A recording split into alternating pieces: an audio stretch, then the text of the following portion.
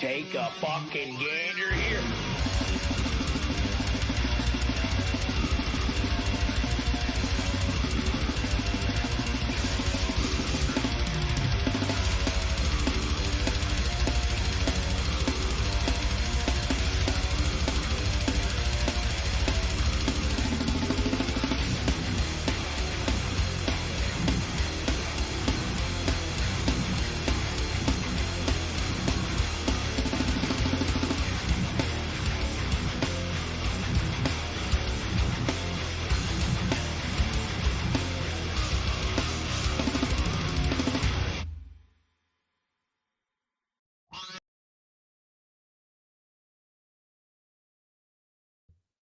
And there he is with this curious man right here. I got to take him off. Take him off. No, you know, I think we should just keep him on for the whole show. What's good, man? You got a bad echo. Do I? It's like a delayed echo too. Uh-oh. Let me kick myself out. I'm gonna keep you in by yourself then for a moment. You ready? Okay. Go talk to everyone. Tell them you said. Hi guys, I'm just sharing this stream to my social media platforms.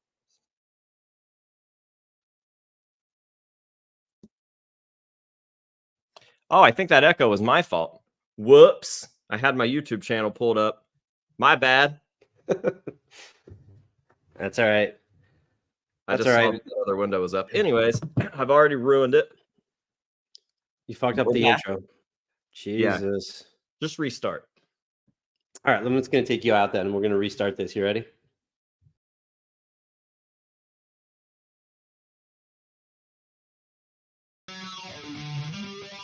Take a fucking gander here.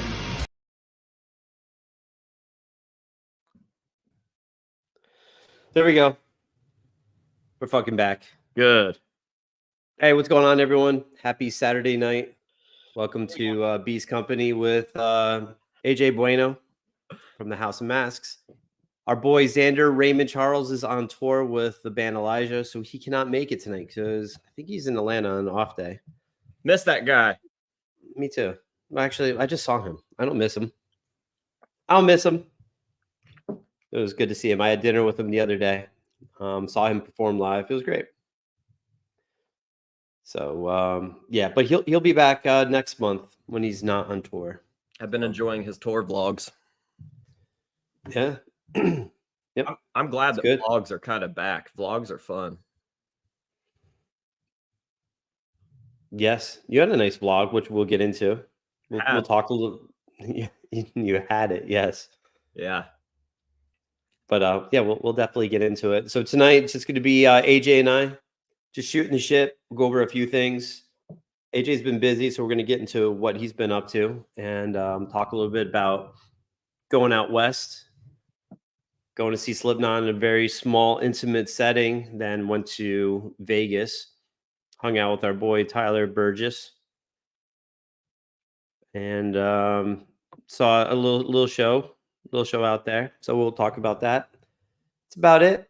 So everyone's coming in the chat. I'm gonna drop some nukes, some questions. We'll get into some shit. Super chats. Drop some super chats. Some super dupers. We have a first super duper of the night for AJ. AJ is one of the most genuine people in the scene. He does a lot. Proud to call him a friend. Kyle Driver. Thanks, Kyle. Appreciate that.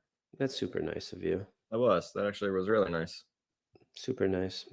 So AJ, yo, what's new and exciting, my friend?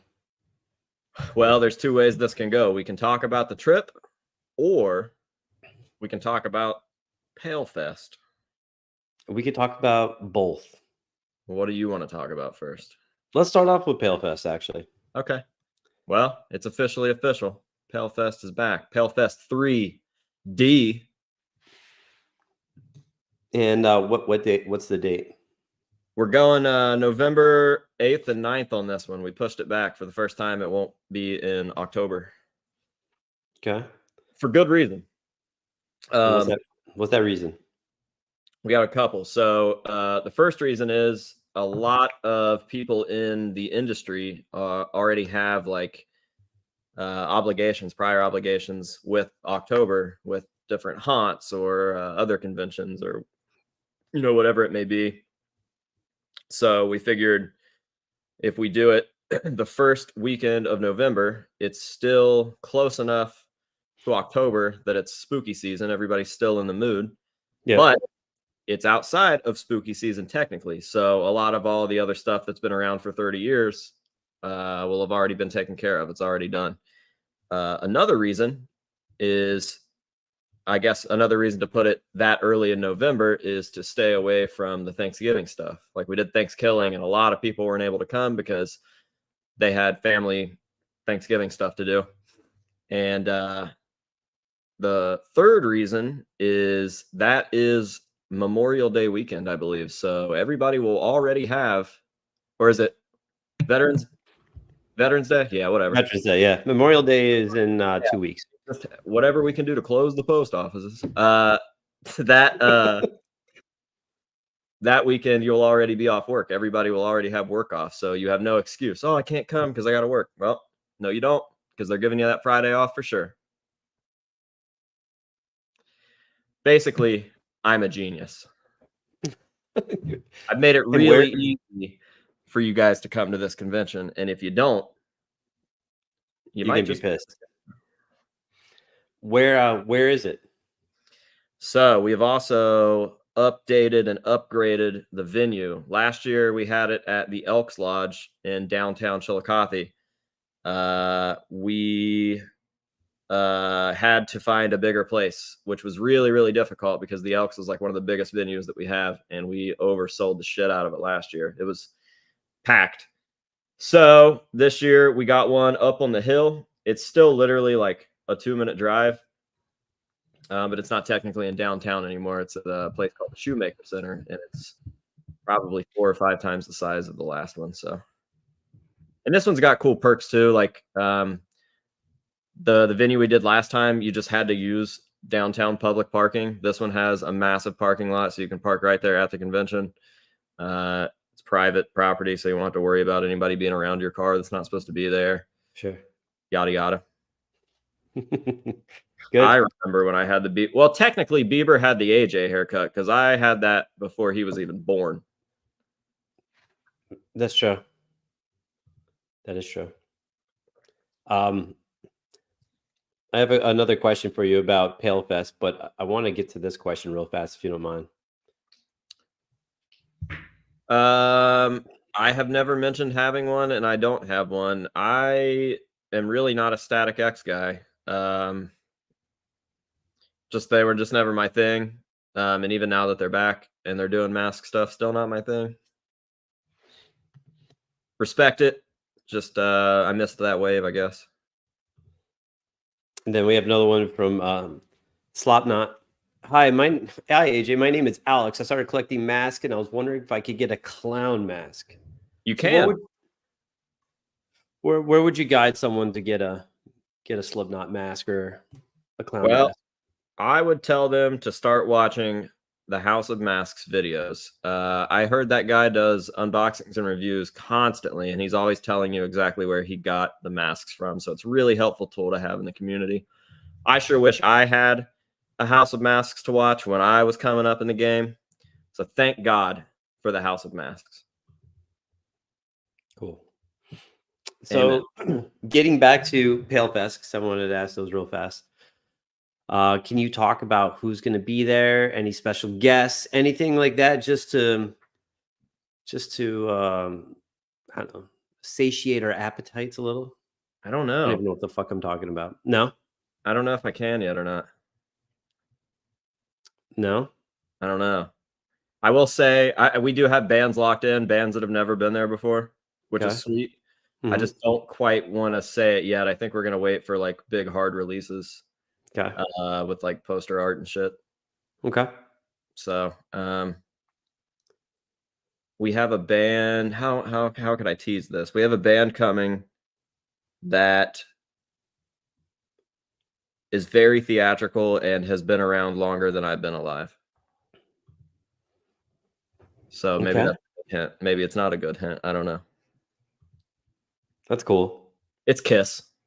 It's Kiss. Yeah, Kiss is going to be Dope. there. What about some of my favorites, Distortions? Will they be in attendance this year? I hope so. I need to I just spit all over myself. I need to make a call because we'd like to have them longer than one day this year. And I think with that weekend not being in October, that might allow that to happen. So I need to call out there maybe sometime this week. That's fantastic. And if you could be so kind, I know most people know this, but I'd be remiss if I didn't ask. Can you tell everyone a little bit about Pale Fest, what it is, what it entails, just to, in case someone was just like, what the fuck is he talking about? Can you let them know? Pale Fest is the amalgamation of everything House of Masks. So any sort of mask related stuff. If you're into vintage masks, if you're into independent artist masks, if you're into Slipknot masks or Gwar masks, any sort of theatrical music, wrestling, if you're into slashers, I mean, literally anything that you could ever think that you've seen on my channel will be there in the flesh. We do giveaways like crazy. We have live bands. We try to keep them on the theatrical side because obviously that's fitting. So for instance, last year's Pale Fest, not only did we have the convention portion where you could come buy all this cool stuff and you can meet your favorite artists, and we have guests like Sleazy P from Gwar walking around. We had a signing with Sid from Slipknot, a signing with Jay with Slipknot. Jay did like a surprise pop-up show where he did a Misfits cover set. Sid and Ricardo performed the next night, and then Swollen Teeth performed. And we also had live wrestling, which was actually pretty sick. So that was last year. This year is on track to be bigger and better. So I would say that it would be all that and more. That's awesome. I'll be there. Yep. Oh yeah, Boner James is going to be there. We're going to meet for the first time. Yes, we will. It's going to be sick. It's gonna be amazing. You bringing friends? I'll talk to you about that. Okay. I'll be bringing some friends, maybe a child. I don't know. We'll see. Morris Mask says, I absolutely cannot wait. If anyone isn't sure if they should go buy the tickets now, it's legendary. Yeah, I will say that everybody should go get their tickets. I think that we were capping it this year. I don't remember the exact number, but I would get your tickets to be safe. And also we're doing like we did like a dinner with the vendors event, which will be like a private concert and just a hangout at this joint that's down the street where you can come mix and mingle with the vendors and the music artists and stuff. And I think that there are less than 30 tickets left for that as well. So yeah. And oh yeah, we have talked to the hotels and shit. The hotels are like pretty full for that weekend as well. So yeah, I would suggest definitely going and getting your shit taken care of. Good deal. Yeah. Kind of crazy because all we've done is like a soft launch of one poster with no details on it. So I guess that kind of speaks for itself. There you go, AJ from Grayson 13. Fucking hope Swollen Teeth is going to be there again. They're one of my favorite bands of all time, solely because AJ introduced me. Well, I hope they're going to be there too. I would love for Swollen Teeth to be there every year until the end of Pale Fest. And Slipknot says, you should do a video on your full Slipknot mask collection. That would be cool. AJ has multiple. Go through his channel. AJ doesn't even have to say it. I'll say it for you, AJ. Thanks, he's got several. Go check them out. They're all pretty cool. At least two. At least two. Yeah, there's at least two on there. So someone was talking about a vlog and one of yours being pulled down. So that gets me into some recent events that you had. So a couple weeks ago, I'll talk about it. I get a call. I'm leaving my office. AJ's like, yo, we're going to go see Slipknot. I'm like, awesome. When? He's like, did you see like the news? I'm like, no, man, I've been working all day. I haven't seen shit. You're the first person I've talked to in hours that's not work related. What's going on? Yeah, they're playing. We're leaving tomorrow. I'm like, I can't. I would love to, But having multiple children and that have to get to some places just didn't I just didn't have the ability to do so. I would have loved to, but AJ was able to go, and he's like, you know what, I'll send you some information, I'll send you videos, send you photos. It'll be like you're here. I'm like, so I really appreciate that. So AJ, talk to us about what transpired. You got tickets, right? Yeah, it was real bizarre. I had literally just finished making a video about how I was 100% certain that that was what they were going to do. And like, as the video went up and went live, they put on their website, like, Slipknot, 350 cap, Pappy and Harriet's, blah, blah, blah. And in the video, I was like, man, like, at the end of the video, I was like, if this happens, like, I really wish that I could make it out there or whatever, but it's like too late for me or whatever.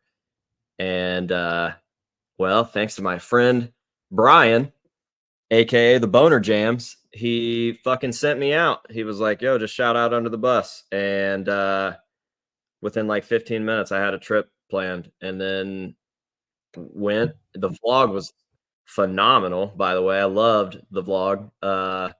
Unfortunately, that only lasted 4 or 5 days on YouTube. But yeah, dude, that was what a weird thing. What a weird, somewhat spontaneous, once in a lifetime thing. So thank you, really.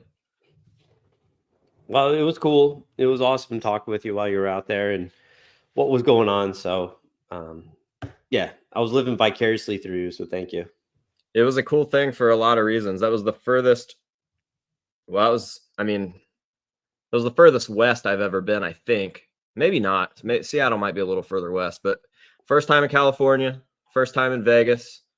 So that was neat. And I mean, obviously the show itself was crazy. I saw Slipknot play on a slightly elevated stage that was barely big enough for all of them, with this crazy 25th anniversary thing. And then I don't even know how it happened, but everybody was like, we should just go to Vegas for Sick New World. And I was like, you know what? Maybe we should. So I like rescheduled some flights. I hit up Tyler and I was like, do you happen to be home? Because I know he lives in Vegas. And he's like, yeah. And I was like, do you happen to be going to Sick New World? And he was like, yeah. And I was like, can I come stay for a couple of days? And he was like, hell yeah. So I had Bishop and Josh and Paul drop me off at Tyler's house, and then I just got to stay with Tyler for a few days, which was awesome. That was the first time that me and him have really hung out when he's not working. So it was cool. Like, he gave me the Vegas treatment, and then we did Sick New World, which there's a vlog on that as well. Yeah, the whole thing was rad. That's awesome. And I got to fly. Love flying. A couple of months ago, we were talking, and you're like, I'm going to shit my pants. I'm fucking petrified. Yeah. And now he's like, dude, I just want to fly. I fucking love it, dude. My mom was like, I mean, my manager was like, I could only get you a flight with a layover. There wasn't a straight one. And I was like, fuck yeah. Because I was like, that's 2 takeoffs and 2 landings. I'm stoked. So I talked Bishop into coming with me too. I didn't think he would go. He was like, yeah, I want to go, but like, you know, I didn't get invited technically or whatever. And I was like, just fucking be my +1. Like, he's like, you think I can? I was like, yeah, dude. So he did some shit last minute and he came with me. It was a good time. So really cool, super duper chat. It's been Vish. Hey brother, not a question, but wanted to say I watched your videos during the lowest point in my life and it helped me out a lot. Wish I could make it to Palefest, but in UK, maybe one day. So with that, thank you. And AJ, what's your thoughts on, you started a YouTube channel and then you have people that send super duper chats just to thank you for creating content that helps people get through the day. Like, how does that feel? It's weird, man. It's cool. Like, obviously I'm glad that I could help anybody through any sort of tough times. It's hard to imagine that when, like, what I see is just like some dork that like opens masks on camera. I don't know. I don't want to undersell it or whatever, but that's cool, man. I'm just I've been trying to be more positive lately too. So yeah, I don't know what to say about it, but it's appreciated. Yeah. And this is from my boy Wayno. Very cool. It's been Vish. Please keep grinding and please know you are never alone. Millions of people are going through stuff every day. Be well. Absolutely. Absolutely. Yeah, So I've really been wanting to try to do something like mental health helping lately. I don't know what, but I drove like for hours and hours today. I was just out like taking pictures. I was like, I wonder what I could do that would be beneficial to some sort of like mental health uh thing. I don't even know. Like, you know, yeah. cause. Cause. Mhm. A cause. Yeah. Yeah. Well, we could chat about it and figure something out. That'd be cool. And there's a lot of Slipknot questions, which we'll get to. So when you went to go see Slipknot, they're playing at this tiny ass outdoor. It looks like a barbecue place. Is that It what was it literally was? a barbecue restaurant. Yeah. Yeah. So it's in the back. And what what were you hoping for from a set list? Did you think it would be like a full show? What was your thoughts going into it? I think everybody thought that it was going to be self-titled in its entirety. So, like, I won't lie and say that that wasn't disappointing. Like when you're hearing like psychosocial and shit. And some parts were confusing as fuck. Like Corey sounded great and he sounded very 99-esque. And he was even talking about it. He was like, I don't know if you can tell, but my voice is shot from practice the last 4 days. But he was like, but that kind of helps make it seem even more like 1999. And he was like, and I don't care what year it is. Doesn't matter. Like when you were born right now, it's 1999. And then they would play a song from 2009. I'm like, what the fuck, man? So that was weird. Yeah, I don't know. I was like, I can't wait to see Purity in person. And then there was no Purity. And I don't know. I feel like the obvious choice was probably playing self-titled in its entirety, but not my band. Right. Because they opened with People Equal Shit. Yeah, they did 515 as the intro and People Equal Shit. They didn't play Sick even. Like At all. Not even for an encore. strange. Yeah. And then they played Eyeless, right? It was the second song they did. Yeah. And how did I know everyone's been talking about it. We have a new drummer. So Eloy Casagrande, which if you guys are so inclined, you want to check back on Under the Bus back in November, that I said I think the best person to fill Jay Weinberg's shoes would be Eloy. She said at first, "What's up?" Anyway, how did he sound? What'd you think? He sounded better than I had anticipated. I really thought he was going to be playing it fully in his style, which I've seen his like covers on YouTube. Sure. And like those weren't necessarily like a make for me. But in person, he was spot on. I mean, he played it the way it was supposed to be played. Yeah, the thing I liked from watching it, I don't know, you were there, so you can tell me if I'm right or wrong, but it sounded like he slowed things down a little bit when I can't even think of the song, but there was times where just how sometimes live things are a little quicker just because of adrenaline things. Mm-hmm. To me, I can't remember a song. I think it was Eyeless.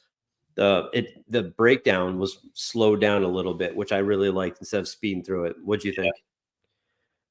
I don't know. I'm confused by all that. So, like technically speaking, Joey wasn't the greatest player ever. Mm-hmm. Like hands down, one of the most influential drummers, if not the most influential drummer ever, and my hero. But when it came down to it, like he was a little messy, he was a little sloppy. He didn't play to a click. He didn't play like on time, and he was all over the place. Like Volume 3, he was playing fast as shit. And then by the end of like the All Hope Is Gone era, he was playing super, super slow. And then everybody said stuff about like when Jay left, it was because he played too fast. He played too fast. Like I would like a fast Slipknot song. I feel like Slipknot's a fast band. Mm-hmm. And I even just watched an interview from like less than a year ago where Mick is like, when we're on stage, it doesn't fucking matter. I kind of like how sporadic it is because like we're just fucking going and we're just playing like how we feel. And then to hear that like Jay was removed because he played too fast is a little strange for me. So I don't know. I'm it is what it is. Right. I liked the raw, messy, sporadic shit of Slipknot. I think that's what was fun. I would watch Joey mess up. Like there's a perfectly good example in Disaster Pieces where he fucks up during Purity and drops a stick and then like gets another stick and continues the song, and it actually sounds cooler that way than it does on the studio version. Yeah. We have we have another super duper chat from Sleep Talking. Hey bro, just wanted to say your post the other day really helped me out, bro. Hell yeah, I'm glad. That's awesome. Yep. And see, that wasn't even like, it's not to sound like weird, but it wasn't even the goal to post that to be like inspirational or anything. I just really was like feeling heavy about the mental health shit and the whatever else, and I just wanted to make the post to get it out there. Yeah. So it's good. It's good that stuff like that reaches people, even if it's not even necessarily made to do that. Agreed. From Pam Rotz. Mario Duplantier is the GOAT. Hell yeah. He's definitely on my Mount Rushmore of drummers.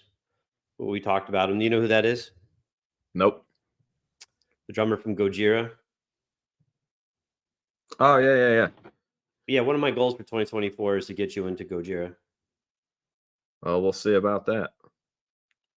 You're missing out, bro. One of the best bands out there. Love them. All right. So, and also says I want Faster from Slipknot. So, when you went to Vegas to see Slipknot, or well, getting back to that small, how were the acoustics there? Like, was it awesome? Did it sound like Slipknot playing at a barbecue restaurant backyard? Like, tell me a little bit about that. It was good.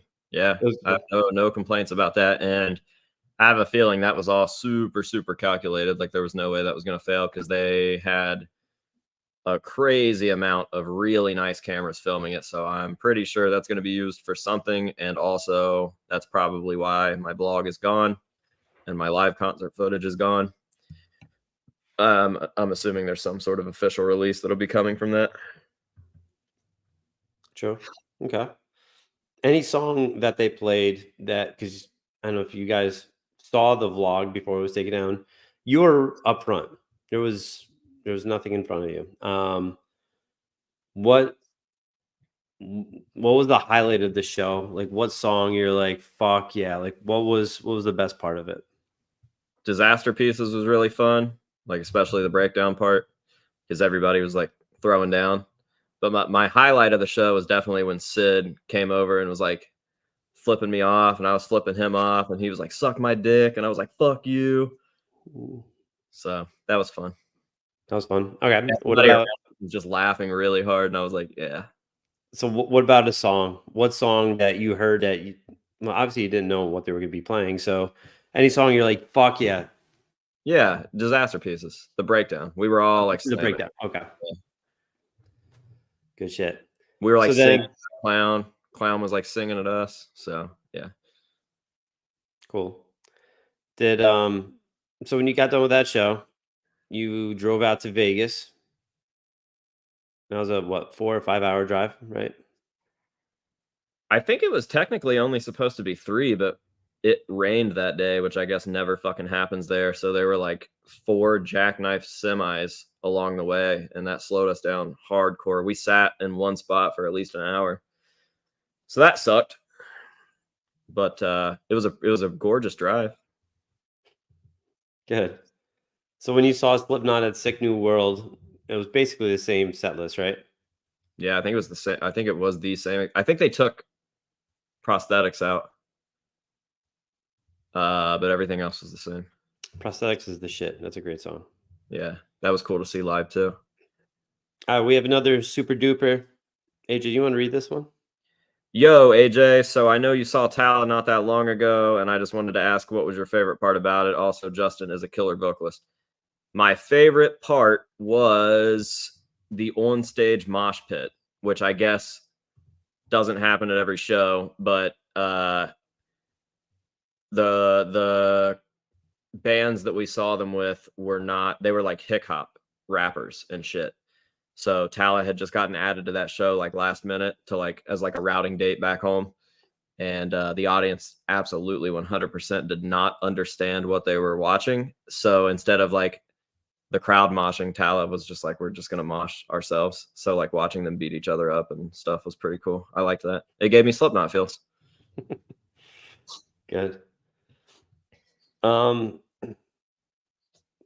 the fuck is that on the right? I don't know. All right. Buttfucker 3000. Somebody has watched a video that I just watched not too long ago that I love.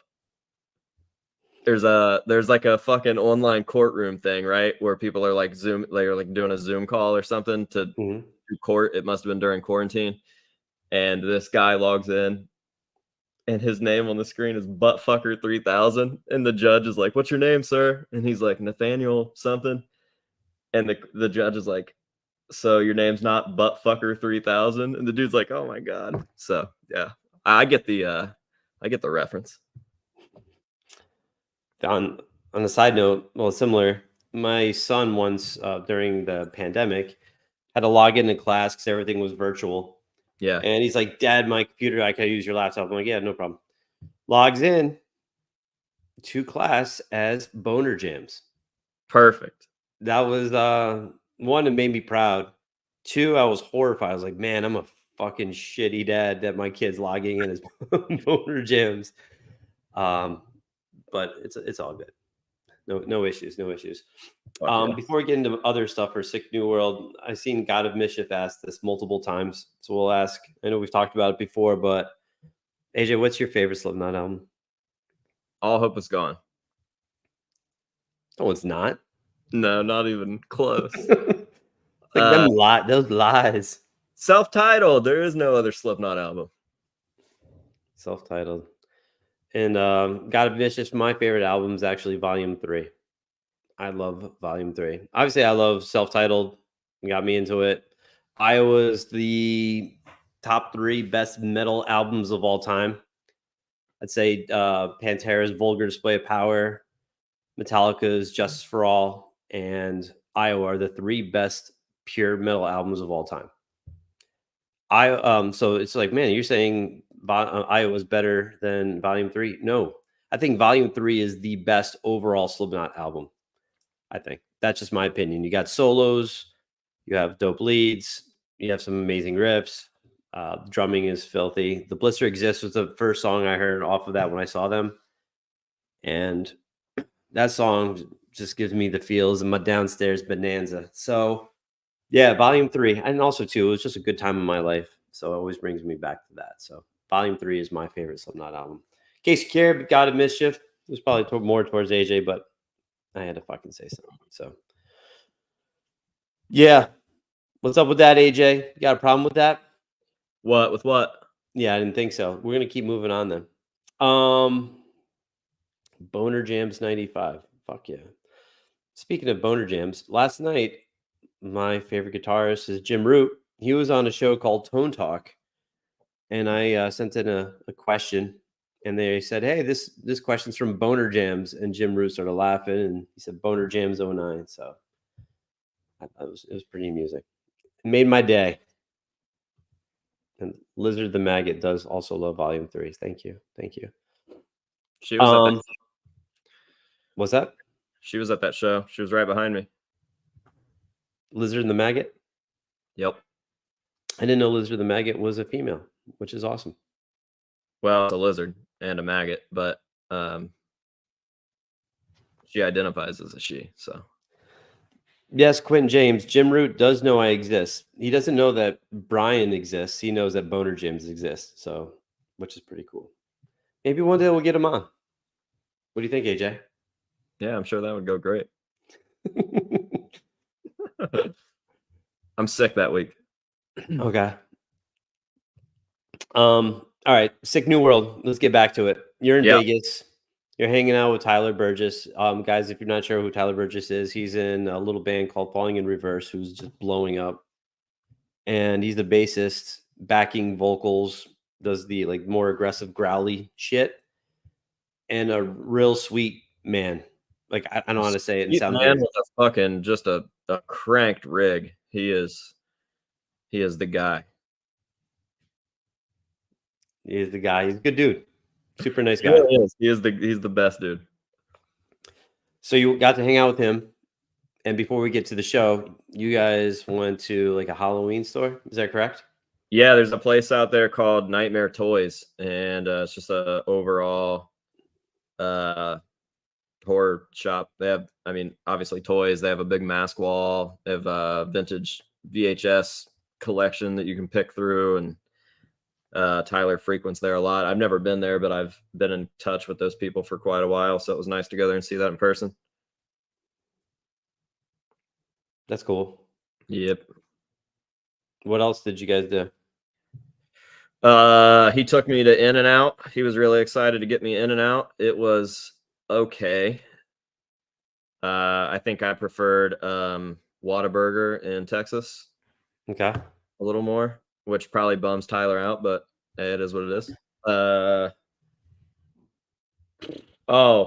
I'm just fully autistic at this point, so I get snow globes wherever I go.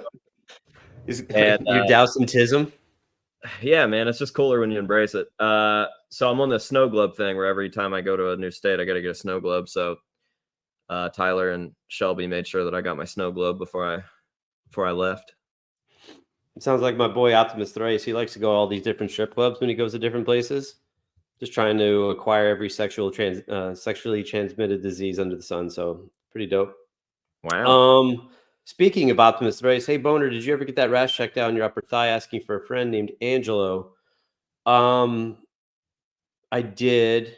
It's poison ivy, and it was just weird. He likes to touch me, give me massages, and provided me with some poison ivy. So awesome.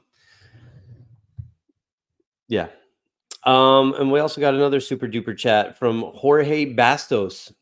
Jams, I remember you saying you've listened to Look Outside Your Window, how that record sounds. How did you have access to it? Much love from Brazil.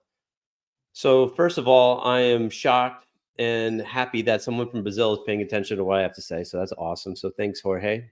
Hey, and yes, speaking of Brazil, yes, you're going there. Well, not yet. I'm on my 38-day streak of learning Portuguese on Duolingo. Really? Yeah, 38 days in a row. Drop some Portuguese on us. Eu bebo leche. You want milk? I drink milk. You drink milk? That's similar in Spanish. Yo bebo leche. Yeah, it is very, very similar. So Jorge, so thanks for the super duper chat. That goes directly to AJ. So he appreciates it, and I appreciate the question. So yes, I've listened to Look Outside Your Window. I've listened to the whole album, and I don't want to disclose how I have it. Why don't I know this?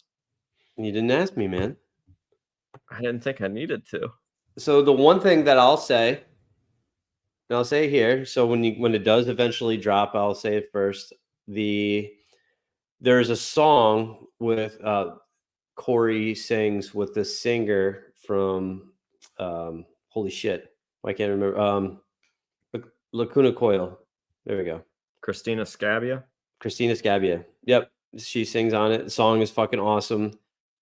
The only thing I'll say about it, because when it comes out, everyone should listen to it. Does not sound like any other Slipknot record that's ever been made. It's not heavy at all. It's weird. It's definitely it's very atmospheric. It's cool as shit. I highly recommend it. I have not heard the full version, like mastered and mixed and all that stuff. So, but yeah, it's cool as shit, and it's just different. Some people are not gonna like it. I'll flat out say it right now. Some people won't. I like it. I think it's cool as shit. It's atmospheric. It's different. If they're doing features, I kind of wish that they would not call it Slipknot. I wish that they would call it something else. Slipknot's never done features. Yeah. So, yeah, thanks for the question. I'm not going to disclose. Maybe at some point I will, but it's cool as shit, and check it out when it does come out. So, Vinny Ratlock, yeah, someone also asked, where did my name Boner Jams come from? So a quick story on it. My boy Jay was doing a YouTube show. I wanted to go on and support. I didn't want to use my full name, Brian Bussum, because my name's boring. So I'm like, what's the fucking dumbest shit I could possibly think of? And Boner Jams, like Boner, I think it's a fucking funny name. And I remember 40-Year-Old Virgin's Boner Jams. So I just went with that and been using it ever since. So yeah, it was like Boner Jams 03. I think it was on the videotape from 40-Year-Old Virgin. So that's it. So yeah. Anywho, enough of me.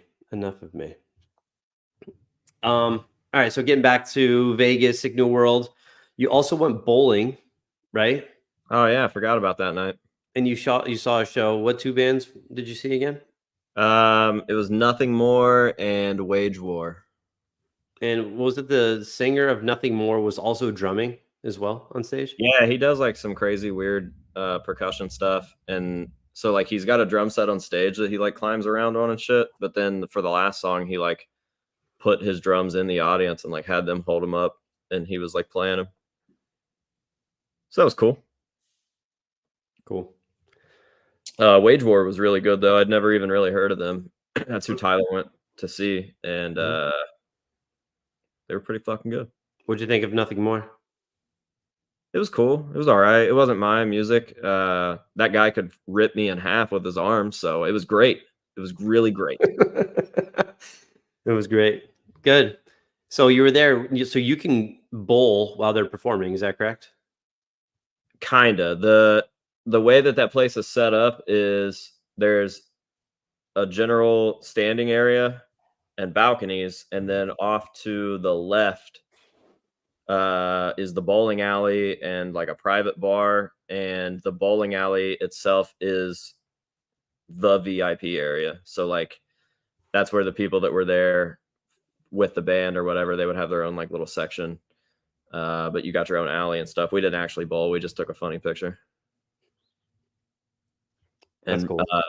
fucking Brian from Rockfeed, I didn't notice it until he uploaded the photo, but his pants were all wet all over the front. I don't know what that was from. He didn't mention it to us, but in the photo, his pants are definitely all wet. He was just so happy to be there with us, I think. He seems like a cool dude. Super, super nice guy. We'll get him on, right? We'll get him on. We'll hang out with him. We'll interview him. Yeah, for sure. He so AJ did a quick interview after Sick New World with Brian from Rockfeed. And if you guys haven't yet, Rockfeed's an awesome YouTube show channel that gives you some information on the shit that we like. So go check him out if you haven't yet. He's got almost 1 million subs, so I think he's doing a pretty good job. But go check him out. He seems like a good dude. I know you're friends with him. I haven't met him yet, but you did drop my name when you were talking with him, and he loved it. He did. He had about the same reaction as Jim. It was great. So, Brian, if you're watching, thank you, and we hope to get you on soon. All right. So you hung out. You went bowling. Well, actually, you didn't go bowling, but you were at the bowling alley.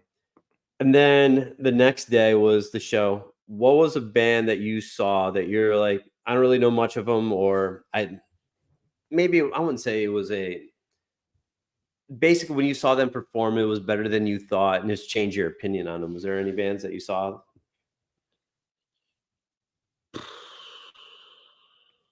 Not necessarily changed my opinion, but I will say that it was really cool to finally see Slaughter to Prevail live.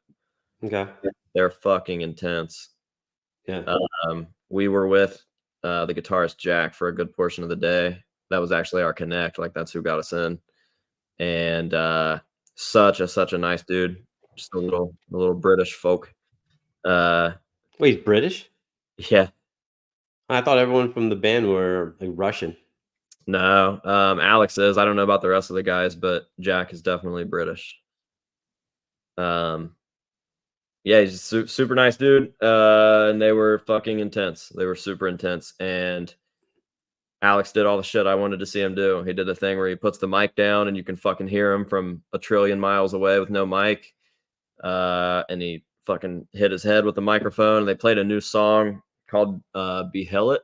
I don't know. I think that's how you pronounce it, but it's got this crazy like orchestra section in it, and man, it's fucking good. So I would say that probably I am officially a Slaughter to Prevail fan after seeing them perform. Okay. Yeah. Awesome. Good. Also, fucking Danny Elfman was there. Did you see him? Oh yeah, we watched like side stage, and it was fucking sick. What did he do? Did he do Oingo Boingo songs, or did he do songs from, let's say, like Beetlejuice soundtrack or other? Did everything. Everything. Nightmare Before Christmas. Everything had a show with it. They had the shit on screens behind him, and he like did costume changes that would match with the stuff. It was really, really cool. I think for as bizarre as everybody thought that was going to be, sorry, come on, Luana. For as bizarre as everybody thought that was going to be, I think everybody ended up leaving with that being like one of their favorite parts of the weekend. So that's awesome. Did he also do Oingo Boingo shit too? Yeah, I think so. I don't remember. We walked over as he was on, but I'm pretty certain that Bishop said that he did Oingo Boingo, but he did everything, man. Did the Simpsons song. Nightmare Before Christmas. Definitely did Nightmare Before Christmas stuff. Definitely did Beetlejuice stuff.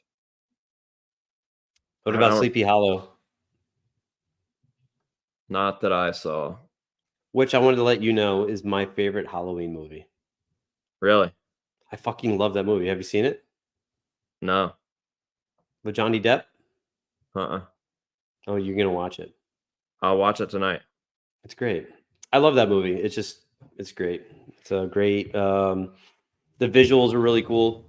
It's good. It's good. Remind me. So you saw Danny Elfman. Did you see Taproot? Nope.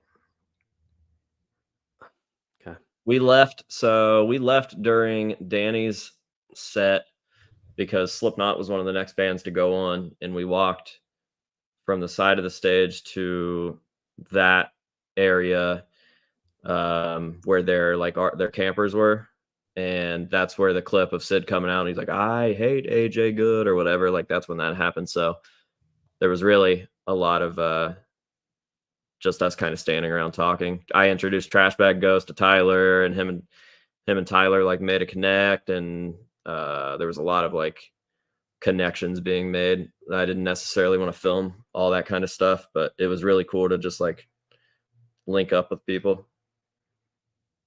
So I missed a good portion of the show, but I forget where I was going with that. What other bands did you say? We didn't see a lot, dude. We saw Motionless. What's your thoughts on Motionless? We're all family and friends here. What's your thoughts? I don't have one. Okay. Yeah, I don't. The drummer was really nice. He was a cool looking dude, and he was very nice to us. I saw a little bit of Ginger. They went up right after, I believe. Didn't get to see Seven Dust. Kind of wanted to see Seven Dust.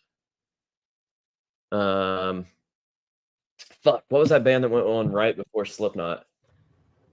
Bring Me the Horizon? Mm-hmm. Is that right? I'm not sure. I know they were on the bill, but I don't know.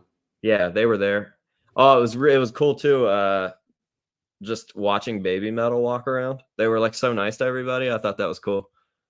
They were just like real sweet, taking photos with anybody that wanted photos and stuff. I thought that was cool. I thought it was cool that Slipknot took a picture with them. Yeah, I fucking literally filmed that photo like as it was happening because I was waiting on Sid to walk back around. It's also funny when we were walking back there and Tyler was the one that like was like, "Oh, there's Sid," and I was like, "Where?" And I looked over and he was standing over there. So I went up and I fucking like smacked him from behind, and he was talking to Chad Gray.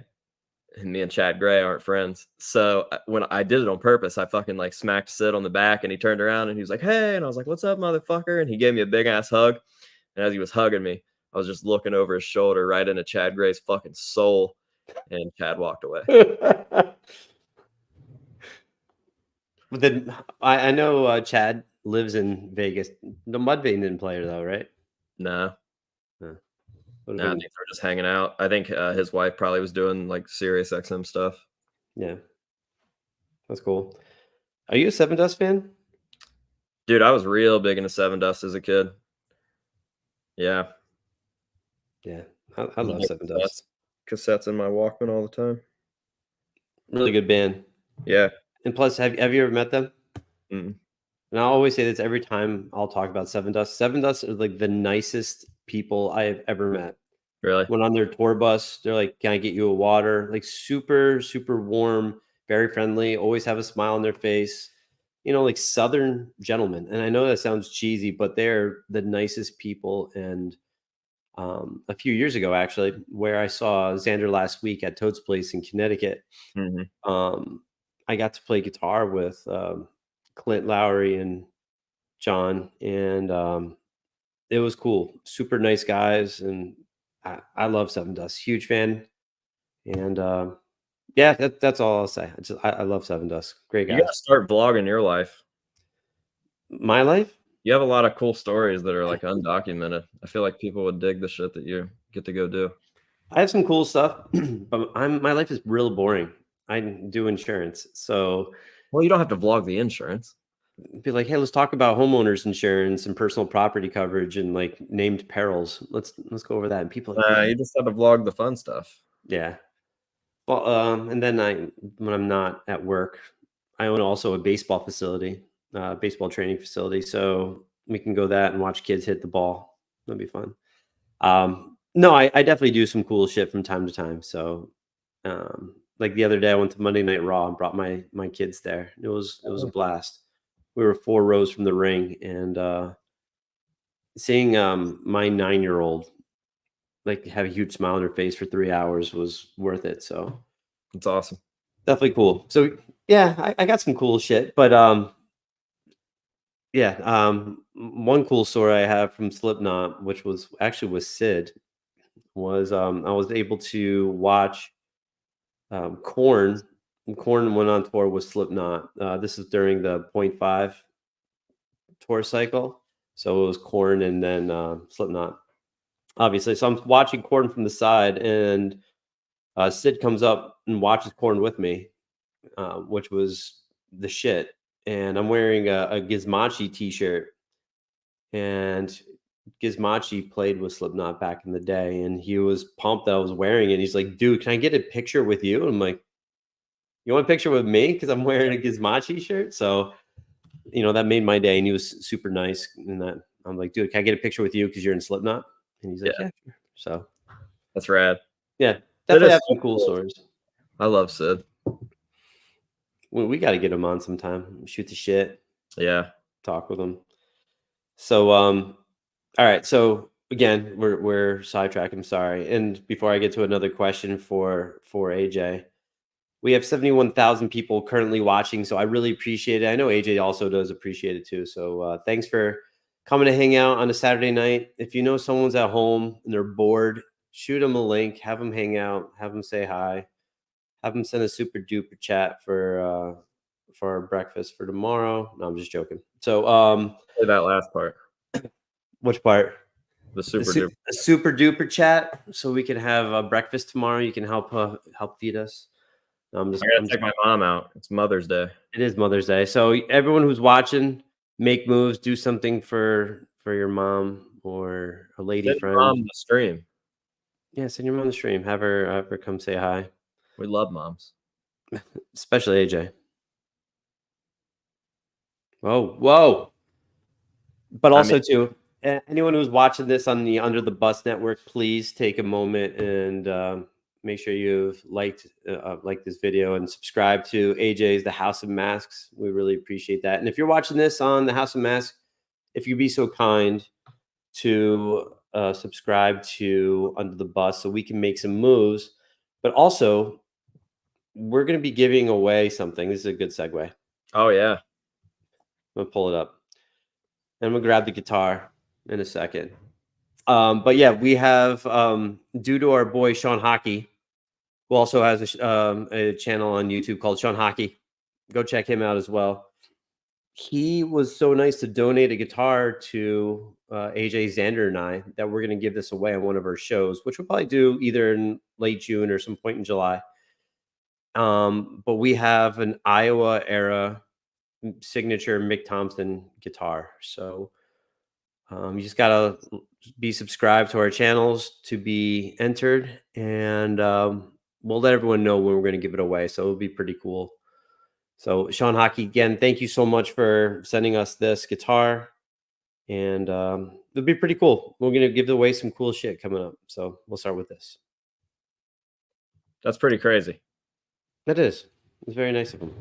What a nice, pretty crazy nice giveaway. Yeah.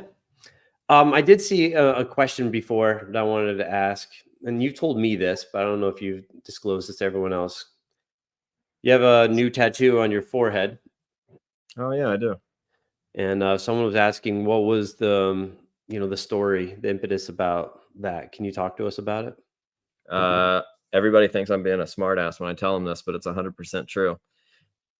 In the mornings, I have my little routine, and I do the same thing. And all my stuff, my wallet, my keys, and my sunglasses are in the same place. So I get dressed, and I fucking put the sunglasses on my forehead, and the way that I put them up kind of helps hold my hair up. So I put them on, and then I slide them up, and then I go in the bathroom, and I put my deodorant on, and I brush my teeth. But by that point, my skin is so sensitive that when I slide the glasses up, they leave little red lines there, and they're always uneven too. So one day I was like, I really, really like that. I'm going to go get that tattooed. And then that's what I did. And you initially, you wanted it longer too. I did. How far did you want to go down? I don't know. Maybe like half an inch on both sides longer. Okay. Are you going to go back to do it? Or are you cool with that, how it is? I'm fine with this for now. I promised everybody that would be the last face one. Is it? Yeah, I guess. Yeah, everybody, I keep getting comments about how it looks like blood, which wasn't the intentions. But now every time I go to the store, some fucking dad has to be like, "Oh, you're bleeding." And I'm like, never heard that one. So since you have, obviously it's red, would you change the words that are on your hairline to make it red, or do you like it how it stands out? It's a different color. No, I'm gonna have those touched up. They've kind of faded a little bit, but they're just still gonna be black. No, I like the red. Do you have? I just noticed it. Do you have white stars next to your right eye? Yeah. I never knew that. That was my first face tattoo. I was just kind of dipping my toes in the water to see how everybody would react. What are your... Man, I keep waiting for my mom to be like, "Don't," but she's like, "That looks cool." Really? All of them? Every single one except my dad wasn't stoked about these. Okay. And then when I sent my mom the picture of these Sharpied on, she was like, "I'm gonna need a minute." And I was like, "What do you mean?" She's like, "I didn't think that they were gonna be like that." And I was like, "Yeah." And then that was like the worst reaction I ever got. But after that, everything's fine. Nobody cares. I have a lot of tattoos. My back is covered. I have a sleeve, which obviously no one can see right now. But how did it feel, like on your jawline, having that done? It sucked. It was weird because I was like, I did most of the like the jaw bone with the throat thing. Like, you can see it kind of comes up. So he's like stretching up onto my thing, and that was totally separate. So with the jaw, I was like, this is gonna be fine because like he's just gonna be up on my cheek, not on my jawbone. But not only was he on my jawbone, but when there wasn't like a bone pain, there was like a surface pain, as if like sometimes popping a zit hurts, right? That's what that shit felt like all the time, the whole time. I was like, damn, man, like I was expecting that to be kind of easy. Some of these are like the stars, I didn't feel those at all. These sucked, but then like the forehead one, even up into my hairline, I didn't. It just made me kind of like made my nose tingle a little bit. Yeah. Look, Mom says no more face tattoos. Is that your mom? Yeah. What's up, Mom? Happy early Mother's Day. Happy early Mother's Day. I hope AJ does a lot of great things for you for tomorrow. I think we're gonna go buy her some flowers for her garden. That's cool. Yeah. Does it get a lot of sun? You know, Mom, do you even have a garden? It was her idea. Now that I'm thinking about it, I'm wondering. Like, She wants you to help make a garden. yeah. Oh, sorry. Yeah, Joe Pine just said worst spot is knees for sure. I just tattooed my entire kneecap and it fucking sucked. Doing it myself fucking sucked. What'd you do? Can you show us? Yeah, big pentagram.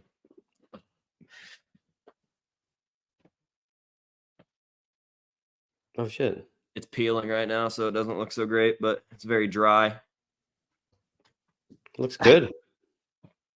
Yeah, it fucking sucked. I remember Luana messaged me and she said like, Jesus fucking Christ, AJ. And I thought I was in trouble. And I was like, what? She's like, you tattooed your own kneecap? And I was like, yeah. She's like, I can't fucking imagine. Window boxes out front, mostly shade. Whatever that means. Window boxes. Okay. I'll help you. I'm not an orthodontist. When I was in high school, I used to do landscaping and I worked at a lawn garden place. So What's that called? Phlebotomy? Yeah, phlebotomy. That's actually when you draw blood. Oh. Horticulture. There we go. I can't even fucking talk. Like horchata. I love horchata. I had some of the worst horchata I've ever had in Vegas. Really? Yeah, it was terrible. Did Tyler take you out to that? Oh, you know what? That actually wasn't Vegas. That was California. Yeah. And I've only had horchata twice in my life. So I don't know why I said I had some of the worst horchata in my life as if I'm a connoisseur. But when we stayed with Greg and Debbie, Greg from Mudvayne, Debbie got us horchata and it was fucking amazing. So I've been like fiending for it. We don't have it in Ohio really. So when we got to California, I was like on a mission to get some horchata and we finally got some and it fucking sucked. Somebody wants to see your sleeve. I'm wearing a pretty tight hoodie because I like to show off my like arms and my chesticles. So I can't really do too much, but I have I love Halloween. Huge Halloween fan, so I have a couple pumpkins, jack-o'-lanterns, if I may. This one is my favorite. I told him, I'm like, I want a rotting pumpkin, something that's just like you've seen a jack-o'-lantern that's rotting and it starts like folding in on itself. Yeah. I fucking love that thing. I think it's cool as shit. And then I have my Joey Jordison mask, and then I have a bunch of Slipknot masks. So I put Paul and Joey together for obvious reasons, and then it goes up. I can't show it. I'll show it some other time. I'll derobe for you guys. I have a Jim Root tattoo on my bicep. People are like, why do you have it there? I'm like, because it connects to my heart. Because he's my favorite guitarist. And someone's like, are you being serious or are you fucking around? I'm serious. He's my spirit animal. He just doesn't know yet. And he's a man. So thanks, Lizard the Maggot. The work is really well done. Thank you. Yes.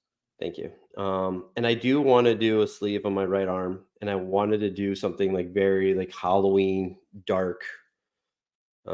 I just haven't figured out what I want yet. You gonna stay black and gray? I do want to do that. I'm just not a huge fan of color. I don't know, because I'm notoriously Caucasian. So if I could get a little darker, so I can have I don't know, just be a little different. As I don't have any color on me, so just go black, whites, grays. That's what I want to do. So maybe I'll talk to you a little bit about what I want to do, get your opinion, see what you think. So yeah, those are some of my tattoos. I'll show you guys later.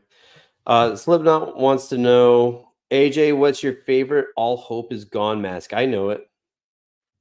Oh, yeah. What is my favorite All Hope Is Gone mask? It's a clown mask. It's a female clown mask.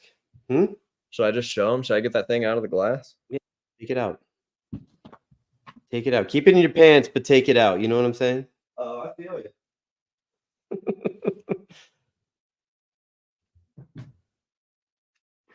My entire left leg is nothing but Corey Taylor. Joe Pine, I want to see it. Joe Pine's a local. He gets tattooed at the shop I used to work at. Yeah. And there it is. Ooh. Which And is for anybody that's missing this right now, this is the real deal. This is the stage used OG. All Hope Is Gone female clown. Yep. And you'll never guess where it came from. Some asshole. This is what when I tell you guys that Brian does more for the House of Masks than you realize. This is the shit I'm talking about. If you can also zoom in real fast before you put it away. The chin, the tape. If you look real closely, there's clown's chin hair or beard hair, if I may, that is stuck to it, which is fucking awesome. So real cool mask. And if anyone deserves to have that, I had that hanging up back there. It would be AJ. This is his shit. So if anyone was going to get it, it would be him. So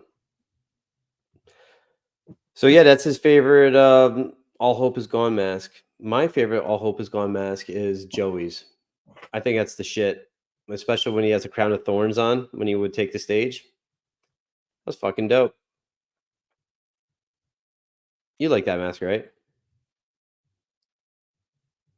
No. It's my least favorite Joey. Is it? Yeah.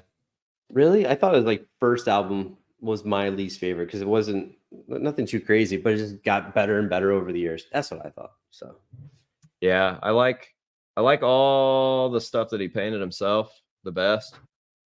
And then I like Volume 3. My big fucking problem with All Hope Is Gone is the fact that you can see so much of his mouth inside. okay. I don't know why that's such a turnoff for me, but now with that being said, I would literally S a D for a real stage used Joey of any kind. So yeah. I would S a D. Yeah, dude. Shoot a deer. I have one. Oh, I know. What, you trying to get a DS? Trying to get some oral pleasures. No, I'm all set. Thank you so much. I appreciate it though. You trying to get your jammed? But yeah, mine's hanging up, and I love it. I love it so much. I say hi to him every day when I come in here. So yeah.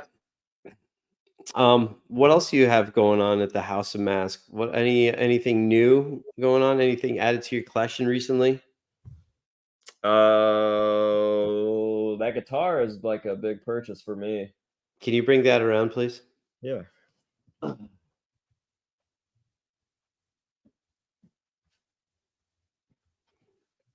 if you guys not sure what he's grabbing, AJ recently purchased a BC Rich guitar from Guar, a gentleman from Cancer Christ as well. That guitar is the shit. It's so cool. It's so much cooler looking in person too. The lights really take away from like how slimy green it is. Like it looks way lighter on screen than it does in real life. Okay. I don't know how to explain it, but it's definitely What's that shit tuned to? Have you been playing it? I don't know what any of that shit means. I think it sounds like shit. Yeah. So it's not tuned? Oh, I don't know. Here. You hear that? No. Fuck. Well, it was that one part from Shine by Collective Soul. Oh, okay. Okay. I will say though, the guitar fucking reeks, dude. Does it really? It smells so bad. And like that shit is actually on there. It's not like yeah, it smells. I can smell it right now. It smells just like a Guar costume. Just to clarify for everyone watching at home, that's not feces, that's blood, right? Well, might be a little bit of both. Well, it's Guar used, so it's hard to tell. It's Guar used. The stuff is just so like It's in there. So why did you want that guitar so much? Like, what about that gives you the feels? When he was using this with Cancer Christ, I was already bothering him to try to get it. Because I just think it looks fucking cool. Like I said it in the video, as like a 90s kid, everything was cooler when it was clear. We had like clear Game Boys, clear desktop computers, clear fucking Skechers that lit up. Pepsi. Yeah, dude. Oh my God. Yeah. Crystal Pepsi, dude. So, yeah, I just thought it was fucking sweet. Then you had the fact that like Cancer Christ is one of my favorite up and coming bands. So that was cool. And I'm friends with Tommy. Like out of all the guys in the band, I'm the closest with Tommy and Anthony. So that was cool. And then he fucking surprised me at that Guar show. And he came out during the encore and like literally walked right up to me with this. And he was like, so after the show, I was like, yeah, you motherfucker. Like, now I'm never going to get that from you. And he's like, no, we'll figure it out. And like a week later, he was like, you want to buy it? I'm like, yep, sure do. So it's just special. It's about, you just like the way it looks, not like for the tone or anything like that, just purely visual. The only time this will ever be played again is when I take it up to Columbus for a Guar show and he plays it again. Oh, okay. So yeah, I'm just not a guitarist. But look at that craftsmanship, that fucking perfect blend from wood to acrylic. That is cool. Oh, it's so fucking sweet. I love the headstock. Do you know when that was built? I don't. But there are. It had to be the late 90s, early 2000s, because I remember a bunch of people talking about somebody from Coal Chamber using one. And there were like advertisements and like Hit Parader and stuff for it. So I don't know. Cool. But it's definitely a new metal guitar like that. So what are you gonna do with it? You gonna have like a Guar prop, have it there? You're gonna have it cased, hung up? Like, what are you gonna do? I've got a spot for it over here. The only thing that I plan to do different than what like I posted on Instagram. You're not on Instagram, are you? Under the bus, but no, I don't social media. It's the fucking devil's newsfeed. I hate it. I'll send you a picture of the display. The only thing that I'm changing from that photo is that the guitar is like upright. I'm gonna have like a light under and behind it to like backlight it. Is that thing heavy? It's heavy as fuck. Yeah. Yeah. I don't know why. Me and Corey expected it to be pretty light, and then we were really surprised that it's like heavier than any of my other stuff. Last question, because I can't tell. Do you know what type of pickups are in it? Does it say or? Red ones. Red ones. Oh, okay. Love them red shits. Yeah, they're red. They don't have any logos on them, so I don't know. Maybe there's a guitar nerd watching that can tell us. No Floyd. That's cool. So there you go. That's awesome. That's a real cool guitar. I love it. And you also have a Jim Root guitar as well, correct?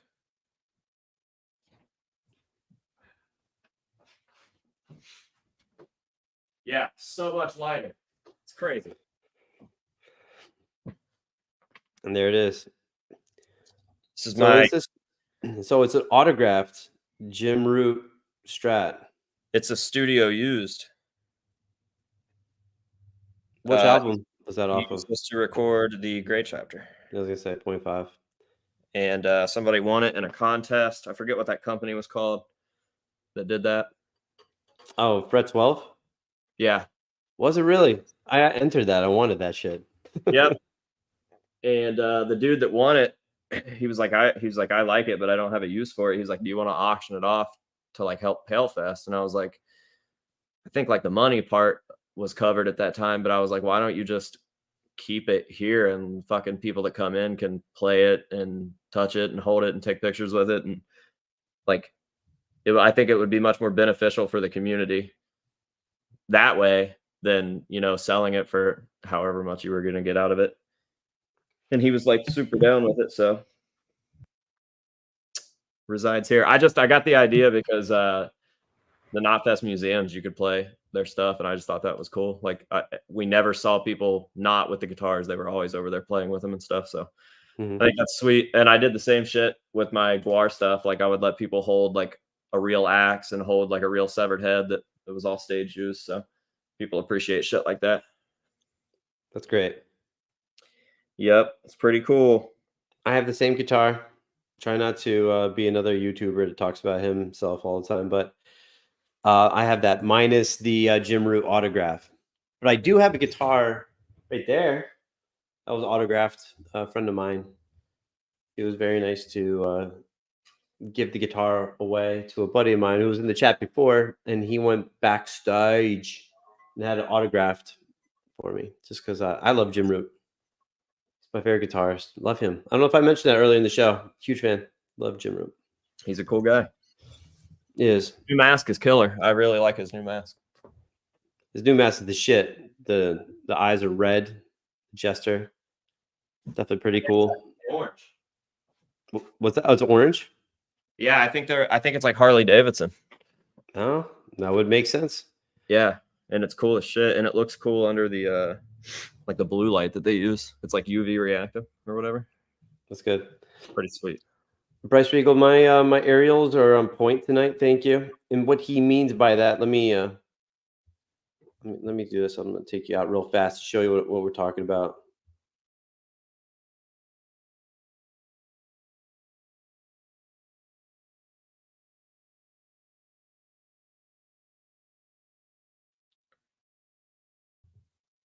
I don't have aerials the size of pancakes, but we thought it was pretty amusing. So yes, they're on point tonight. Rice Beagle, thank you so much. They're flat and pink, amazing.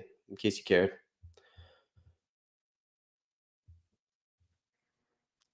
Did I just see a brand new Corey mask behind you? Is he talking to me, Major Chubbage, or is he talking to you?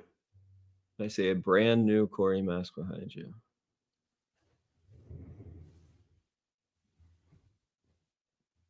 I don't know. I have an All Hope Is Gone mask, a prototype, if I may. I have a Ghost Glow from Tattoo the Earth era. That's cool. Man, how weird is it that we're getting to a point where people think that Corey's new dread mask is the only dread mask? That's the OG guy. Corey is making a nod to this mask with his new mask. We have a question from Hunter Lamps. Yo, gay J, good. Are you gay? This is from Hunter Lamps. Do you know Hunter Lamps? I don't. I have a feeling that he's asking because he wants to know if I'm available based on the anime profile picture. I'm guessing that he is a huge homosexual. And I'm sorry, but I'm not gay. I hope that you find the man of your dreams. And you guys can just gay anime the night away. Okay? Wait, what anime picture are you talking about? Hunter Lamps has a anime profile picture. Oh, he retracted his message. You got the attention you wanted, and then you fucking retracted your message? Come on, bud.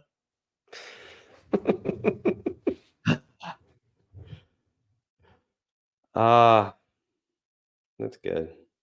I am gay for Jay. That is true.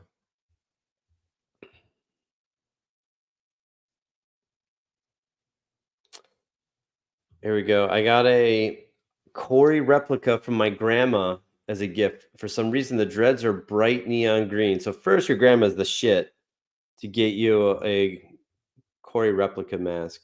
True.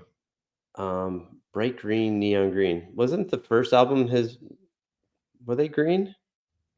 Or was that Iowa when they were green? I'm colorblind.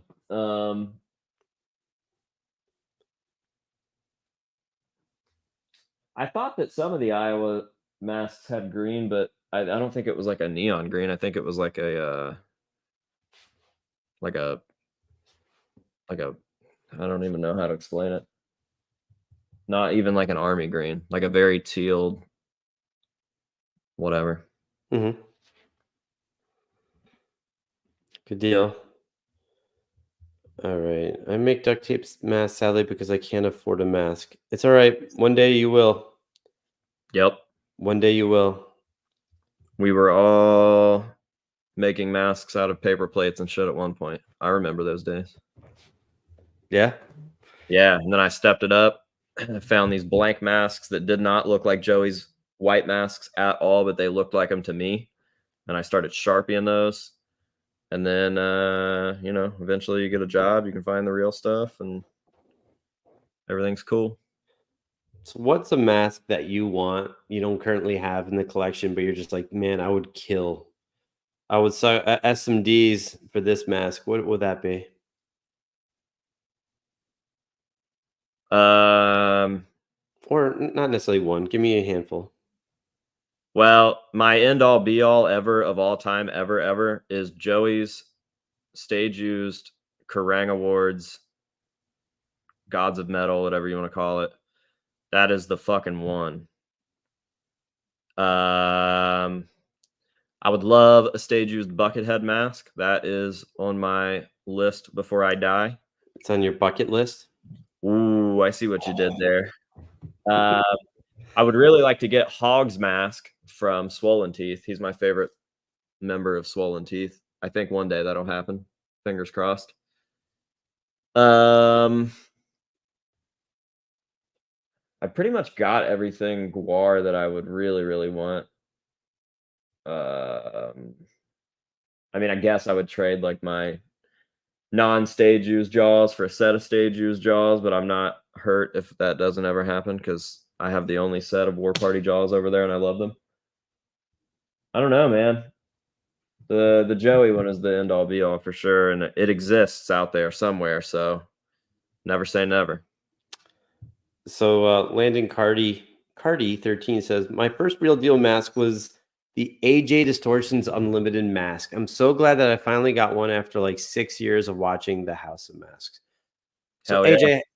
how did you have a mask created by Distortions, who are arguably one of the most well-known Halloween mask creators or just Halloween props, and like how did that happen? How did that come about? That was Ed's idea. When Connor first made that mask for me back in like 2016, and I was wearing it to conventions and stuff, like I wear the death mask now.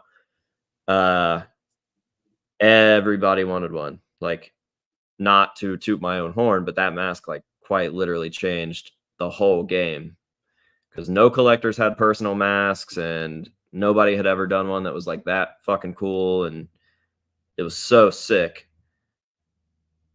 And I just wouldn't sell them. Like, the only ones that existed were the ones that Connor had made for me that I would eventually like wear out and give. Like, I gave one to my dad, or I gave one to McAllister, this photographer that I really liked when he came to Ohio and visited.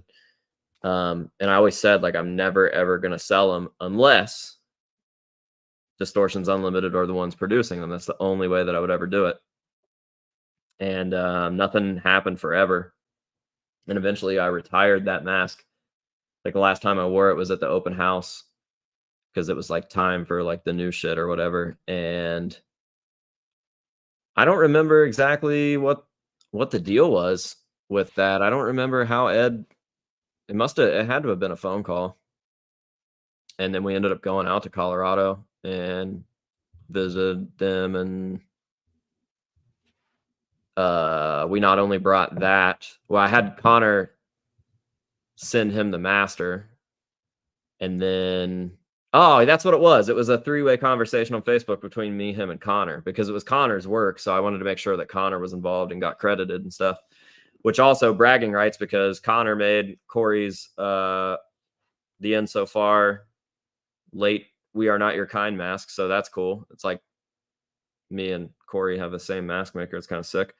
But yeah, Connor was all about it. He loves Distortions too. He's like a big time Distortions collector. We all love Ed. And then when we went out to visit, we got to finish up all the details on that and we left a Mask Up V3 master, which they are currently producing as well. So, yeah, dude, Distortions is just the best. They are. They are the best. Felt really full circle for that to happen because I was saying all the way back then, almost 10 years ago, like, I'll never ever sell these unless Distortions is the one to do them. Yeah. It's an honor.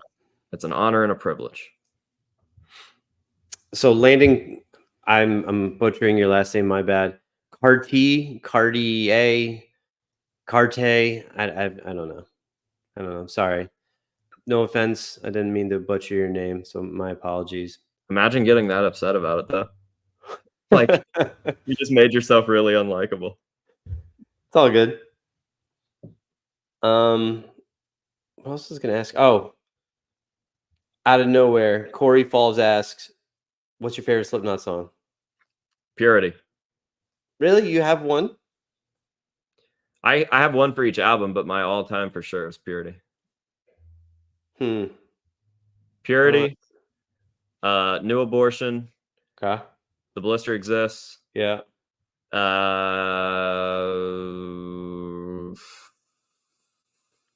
Gehenna? Is that how you say that? I thought it was Jenna or Yeah, whatever. Who something cares? like that. The album doesn't I think count. that means hell in Hebrew, if I'm not mistaken. What's the album after that? Great Chapter? Great Chapter, yeah. Orchestrophe, for sure. Nero Forte.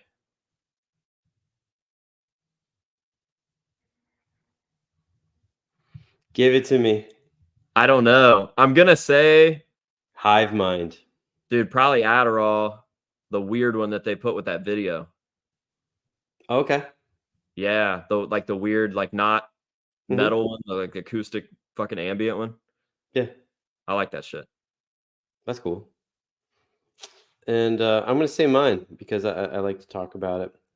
I'd say the first album, definitely for me, it has to be Eyeless. So when I heard that shit, I had goosebumps. And then when the breakdown, when it dum dum dum dum, and I'm like, what is that? So I have to go Eyeless, Metabolic. I love Metabolic. That's the shit. That's to me the most underrated Slipknot song ever. Probably The Blister Exists off Volume 3. That song is a shit. Gematria. The first song off of All Hope Is Gone. That song is fucking hits.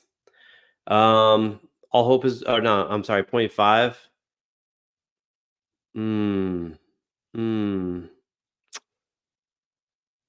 I don't know. You're a Custer guy. I like Custer. Probably the Negative One. The song when I first heard that was a really good song. So We Are Not Your Kind. Solway Firth. That song's a shit. And Liar's Funeral is really good too. But I'm gonna go Solway Firth. And then the last album, oh my god, why can't I think of the name? It's the oh my god, guys, I'm slipping. I'm slipping in my old age. Are you Slipknotting? Yeah. Oh, Acidic. Come on. Acidic. That song's the shit. That's a really good song. Obviously, since that's my favorite. But also Nomadic off 0.5. Either negative one or Nomadic. Mine. Gotta be that. So yeah, there we go. There we go. So Landon, it's all good. We're just busting your balls, man.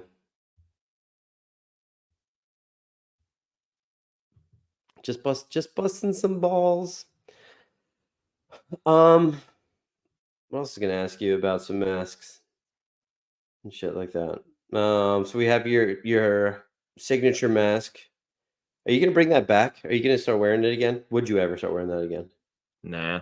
No, that's just a phase. It's over. It's done. It just had its time, you know? Mm-hmm. I really, really, really love the death masks. They're cool. I love the Connor sculpted one too, for sure, but And fuck, that was way more enjoyable to wear. The death masks, nostril holes, no matter how big you make them, that's still all you have. There's no fucking mouth. It was so easy to breathe and drink out of the other one. But I don't know. Yeah, what? The message. Oh, they used to Thank call you. me Hand Sam.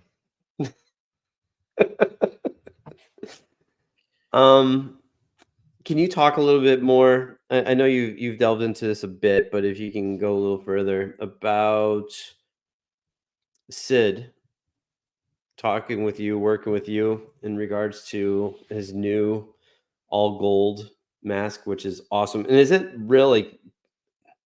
And this might be a dumb question because I love when people say there's no dumb questions, but there are dumb people. So I will say it's not like true gold. Like, oh, this is melted down 14 karat gold. This is like, talk about that, please. It is. It is? It isn't solid gold. It wasn't Okay. fully molded in gold. The process, we had to figure out how to take essentially a resin hard cast and get it platable. So let me see if I can pull up some photos here.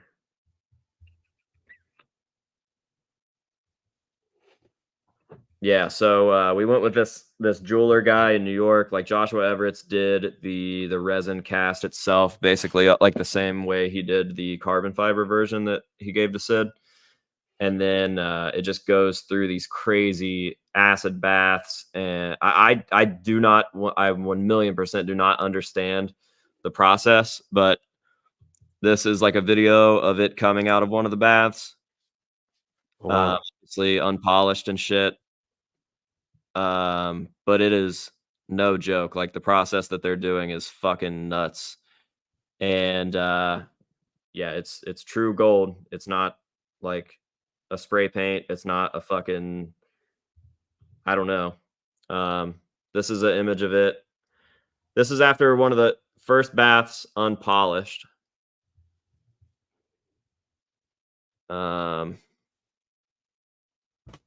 It's pretty fucking sick.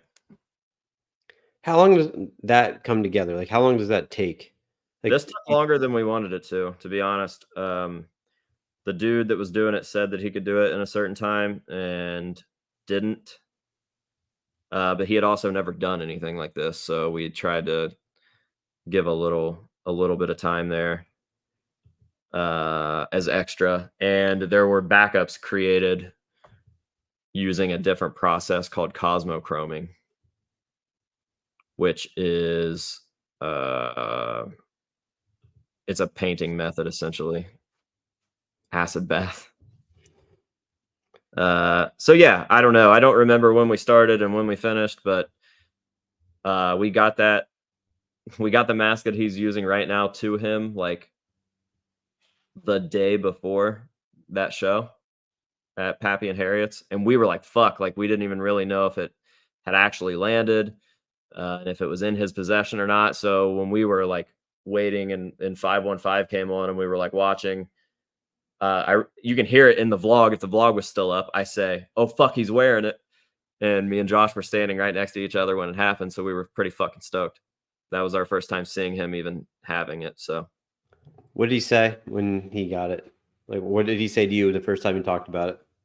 the first time that we talked about it was at Sick New World. I didn't get a chance to talk to him at Pappy and Harriet's because they rolled in, did the shit, and then immediately went to Vegas. So the first time that I got to see him and like actually speak was at Sick New World. And yeah, I filmed like that little clip where he came out and he was like, I hate AJ Good. And I was like, can I tell him? He was like, yeah. And then when I stopped recording, he was stoked about it. It's fucking cool. So won't be the last time you guys see that gold mask on the House of Masks channel, I think. AJ's the man. Also, we got I can answer this for you if you like. It's from Halamps. Yo, AJ Good, would you chief a fat blunt with me? I'm going to say no. I'm going to speak on his behalf. He's not going to. But I know I'm speaking on AJ. I don't know why I'm doing it, but I'm speaking of Jeff. He appreciates that you want to hang out with him, but that's not how he rolls. But there's one person I would smoke with, and there's one person I would drink with. Me for both. Nope. Who? I would smoke with Lil Wayne, and I would have a beer bash with Stone Cold. Okay. Hell yeah. There you go. But I would probably fake it with both. The beer would just be running all over me, and I would not inhale. Lil Wayne would be like, yeah, and I'd be like, Yo, Lil Wayne's a dope guitarist. Have you seen him play? don't you fucking make fun of him. Don't you make fun of him. No, he's making fun of himself. I don't even have to do anything. Listen, dude. We can say what we want. People make fun of him for his skateboarding shit all the time, too, because he's not that good at skateboarding, but he fucking loves it. He's been doing it for 10 plus years. He shows up to all the real events and watches and gets like genuinely stoked, like watching these guys like do this crazy shit. So I don't know. I'll never, ever talk about him.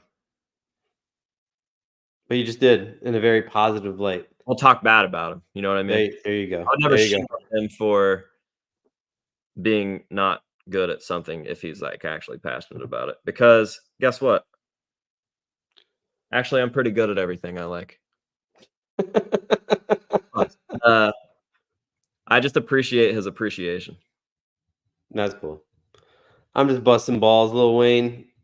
I like that you were playing an EVH. You were playing a Eddie Van Halen guitar and absolutely butchering the solo. Playing like this. Play with his thumb, and he's like holds it. He doesn't even need a strap. But hey man, God bless you. That's all I'll say. That's all I'll say. What else? There was some other questions, but I'm getting old and tired, and I keep forgetting shit to ask you. Oh, you don't need to be asking me. The people do. They need to be asking us. They're asking, some stuff in there that I liked. Classic AJ, good at everything. You know why I'm good at everything? It's because I don't do the shit I'm not good at. I get pissed and I leave it alone forever. Yeah. Joe Pine wants to know, or before we get to Joe Pine, what's your favorite Slipknot album? God of Mischief. We answered that earlier in the show. For AJ, his favorite album is the last one, The End So Far, and my favorite one is Volume 3. So there you go. AJ, what's the story behind the Paul Booth tattoo? Paul Booth is my all-time favorite tattooer. Like from the time I was a little kid and I was flipping through tattoo magazines, I just loved Paul Booth's stuff. And the older I got, the more I realized how involved with the shit that I liked more, like Tattoo the Earth and Slipknot and tattooing all these dudes that I thought was cool. It just made total sense for him to be my favorite ever. So he was. And that's like a bucket list thing. It was like I always wanted tattooed by Paul Booth. And I remember I was in St. Louis last year. And a friend of mine that was literally like, I didn't even know he was going to be there. We ended up going to get food and we were in the car and we were talking about it because he had just gotten something done by him. And I was like, how the fuck did you do that? How did you get that connection? He's like, oh, I know his apprentice really well. And he was like, I could hook you up if you wanted to go get something. And I was like, fuck yeah, I do. So he like sent a text and he gave me the email and he was like, here, they're waiting for you to hit them up. And then 2 months later, I was in New Jersey getting tattooed by Paul Booth. And he was like, so what do you want done? Like through the emails, what do you want done? I was like, well, I have like a pretty open shoulder blade. I would love just one of your evil faces, like my favorite thing that he would do. So I'm thinking I'm getting a piece that's like this, right? Shoulder blade. I'm not big. We go out there and he like kind of feels us out. And we're just like talking about stuff. And he's like looking at my shit. And we had brought masks and he was like looking at them and stuff. And he's like, all right. So we sit down and he starts drawing on me. And dude, I fucking knew I was in trouble the second that he started touching your butt. No, I mean maybe. The Sharpie hurt. I was like, Really? fuck, man. Yeah, I was like, this is gonna suck. And then I start feeling him like going down my spine, and then he's down by my back dimples, and then I feel him coming up my rib cage, and then like on the back of my arm, and I was like, fuck, like I can't tell this guy no. Right. So I'm just in it. And like we get done, and he's like, here, take a look at it. And it's fucking sick. He made a giant evil mask on my back, but it's half of my back. And I was like, yep, let's fucking do it. And it was absolute misery. Man, he fucking hurt me. And it was so like it felt deserving. It felt like that's how it had to be because his studio's all dark and evil, and he's just playing the most evil shit. And the only light really is the light that he uses on his forehead. Jay Weinberg just texted me. Normal stuff. Tell him we all said hi. So yeah, okay. Tell him there's 79,000 people that want to say hi. Jay Weinberg. Even if you want to send him the link, if he wants to come on real fast, say hi. Yeah, he told me. Oh, I can't say that. I can't tell you what he told me. I'll tell you. Says, I fucking hate boner jams. I know. He's like, man, are you doing that stupid fucking podcast? Bees Company, these fucks. Grow up. Yeah, anyways, I don't know. Paul Booth tattoo felt like a ritual. So even though I was in pain and wanted to die, I was like, this is how it has to be. And then when it was all said and done, I was happy it happened that way. That's cool. We have a message from Freelancer. Te puedo comprar alguna máscara de Slipknot. So how did you buy or acquire a Slipknot mask? How can you buy or acquire a Slipknot mask? Donde está la leche? Oh, can I buy you some Slipknot mask? Am I from Argentina? Are you? You can buy me some Slipknot masks. But I believe you are. So freelancer. I just butchered Spanish, and it's okay that you mess up English. We love you. Thanks for watching. That's the shit. Thanks for watching from Argentina. Give Messi my love. God bless. Langley NA says, we love you, Jay. Yes, we do.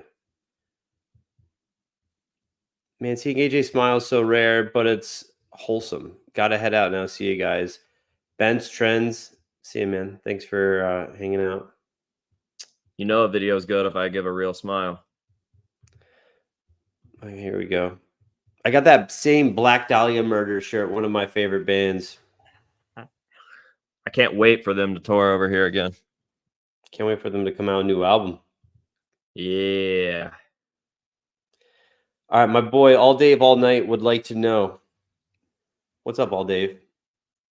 Why does AJ like the worst Metallica records? AJ, do you want to delve into this a little further for us? I'm not going to explain myself to a guy named Dave. Dave is the man. He's a friend of mine. He's a good dude. Listen. So your favorite Metallica album is Justice, though, right? Yeah. That's the shit. The best one. That's the fucking best. I think. Are you a fan of Load and Reload though? Yeah, I love Load and Reload. I think he's just busting your balls. Well, that's okay. I'm used to it by now. But I mean, whatever, man. Your name's Dave. Why do you have the worst name? Dave is a big Acid Bath fan, and he got me really into them. So, and I know you've listened to them because every so often on a Sunday night, people send you super dupers, and you'll listen to some shit. And you listen a lot. Acid Bath is awesome, but that's not your cup of tea, though. Nah, I don't get it. No, they're like Stoner Rock, but they're definitely really cool. Another buddy of mine is here. R2, R3, Locking Nut. Did someone say Load? AJ's talking about Loads, R2. R2 is the man. He's a great guitarist, real sweetheart of a man as well. I hope you don't mind I said that, R2. He's on. What's that? What's his real name? Al. Way better than Dave. Way better name than Dave. So R2 is on a channel called OU812. They're on Sundays afternoons. Go check them out. They're also on Thursday nights.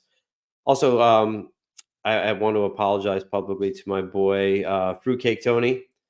He has a channel as well. He's doing a show right now, and I'm like, oh my god, cakes, strawberry shortcake. I forgot you were going on tonight, so I apologize that we were going head to head, buddy. My bad. So I just want to say that. So when you guys are done, or when we're done with our show, and he's still on, we should hop over, say hi, give him some love, cakes. Who drank my beer? AJ. Can we get a one-liner on why Korn sucks? If I was in a crazier mood tonight, I would just impersonate what's his face beatboxing. Jonathan Davis? Yeah, I would just do one of those. Boom, knock down. So bad. Who told him to do that? I don't know. Have you ever heard the song Twist? Yeah, do the twist. Twist and shout. No. No. It's fire. I can't believe you don't like Korn. I know I've said that to you before, but are there any other Korn songs you've heard? Like any like first album, self-titled shit, like Clown, Divine, Fake, Lies, anything like that? Not on purpose. No. Oh. Yeah, I don't know. I don't know. I just don't get them. I just and I hate like I hate all of it. I hate the way that they do their face.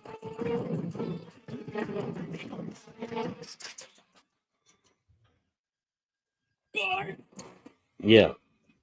They're so good, man. Old school Korn is where it's at. Hell yeah. Not into it. What is the account of the guy on the left? Are you talking about my Farmers Only account, my OnlyFans, or my YouTube? So they refer to me as Beesman. I'm not sure who they is, but I just think it's cool. Under the Bus. So it's Under the Bus Network, Slipknot. So if you can come check us out, that would be divine. That's 2 divines in like less than 60 seconds. But yeah, we also have an Instagram. It's called Under the Bus Network, where we drop some ignorant shit frequently over there. So come hang out, say hi. Oh, YouTube, yeah, it's Under the Bus Network. Thank you so much. I have 69 people watching from my side. Nice. That is fantastic because we have 82,000 people watching right now. Wow. Which is good. Joe Pine says Korn was new metal. Oh my god. Sorry. Korn was new metal around the same time as when Slipknot came onto the scene. Kind of right. Korn is like 94 or something. Yeah, Korn is new metal. Korn created a whole genre. So don't get me started about Korn. Here's why Korn is so amazing. There was nothing at that time that sounded remotely close to what Korn was doing. Nothing. Playing 7-string guitars, down-tuned. Yeah, there was some bands that have some down-tuned shit, a little bit, but not to what Korn was doing. So they took a 7-string guitar, which has the lower end, dropped it a step from B to A, and just playing super aggressive riffs. And you know, in the like early 94. At that time, it was I don't know. Grunge, like the end of the grunge, and Korn just came out and changed metal. There was nothing that sounded like Korn at that time, and then after it, everyone started sounding like Korn. People were playing 7-string guitars. I think Meshuggah was playing with 7-string at the time. Fear Factory alt was as well, but no one sounded like what Korn was doing. And then Sepultura made an album, an absolute, I wouldn't say a ripoff, but it's a ripoff of Korn sound. Limp Bizkit then came out. Limp Bizkit was playing 7-string guitar. Everyone was playing 7-string guitars. Korn changed the game. So even if you're not a fan of Korn, you have to give credit where credit's due. Where Korn changed metal, they did. So fuck yeah, love me some Korn. Plus I was 14 years old. I was highly impressionable, and the thing I love the most about Korn is like, wait, I don't have to wear black all the time to be a cool metal kid. No, they were wearing Adidas. They were wearing different stuff. So I changed how I was because of Korn. So a little insight into boner jams, and I just completely took over. We have a super duper chat from AJ. You want to read that? Oh, Caleb, just showing some love. Well, thank you. The best way to show love is with money. So I appreciate that. Love or a handy? Love via money or a handy. Caleb Burgess, is that any relation to Tyler? Do you know? You know, I've always wondered that too, because he's a very regular on my channel. I see his name come up a lot. I doubt it, but- Soren Gabber says, AJ, swing by Hell City next week, dude. I'm the dude you and Josh had lunch with at Patty and Harriet's before the show. Stop by the booth. I would love Awesome. to, but I don't think there will be any Hell Citying because it's the same day as a Sonic, and I will be at Sonic every day except for Thursday. R2 says, I was confused last night because they were calling Jim Root James.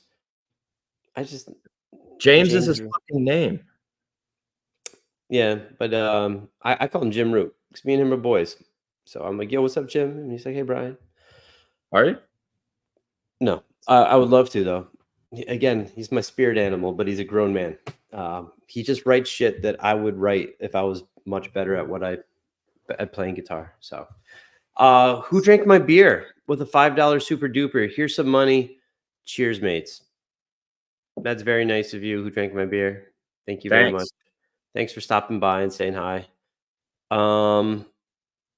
Russell McKenzie says they had their own sound in the 90s metal. Korn, Deftones, Limp Bizkit, Orgy, Marilyn Manson, Spine Shake, all. Yeah.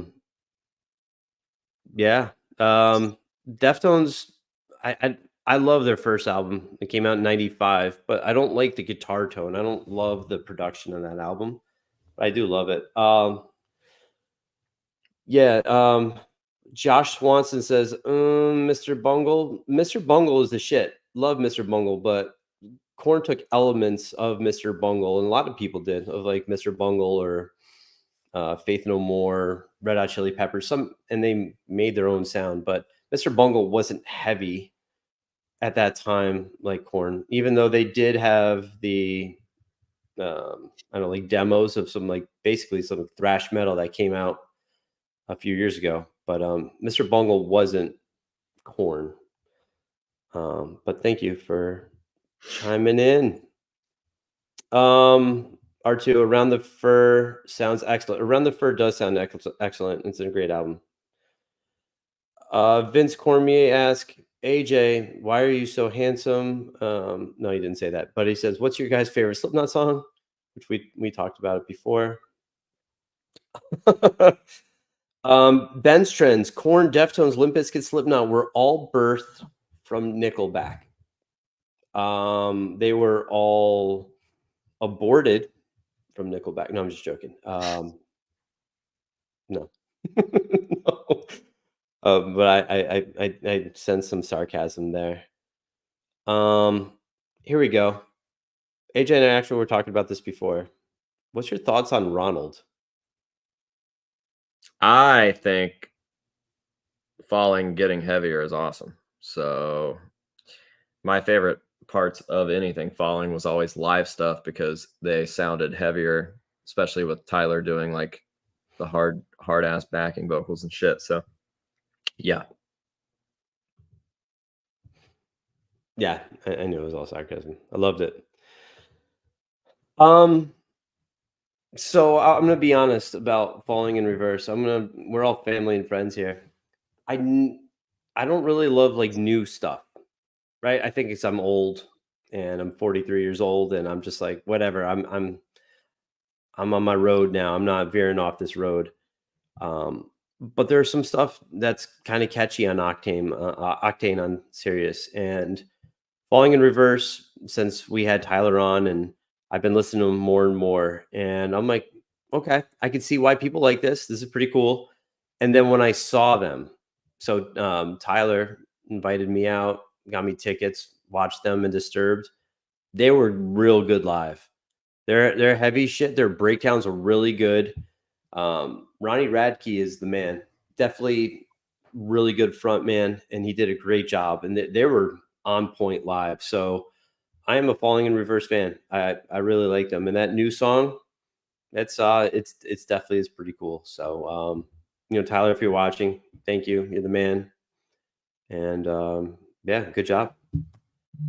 It's hard for me to not be guilty by association with Falling in Reverse because Tyler is a really good friend of mine, but also Luke Holland has been one of my favorite drummers for the last like 12 years. And also Ronnie Radke is funny as fuck. Like I told you before we started, like I think that he is the guy that metal and rock need right now. So Landon with a $2 super duper. What are your guys' thoughts? Well, I'm sorry. What are your guys' favorite songs by Creed? Higher is my all-time favorite one, but is it really?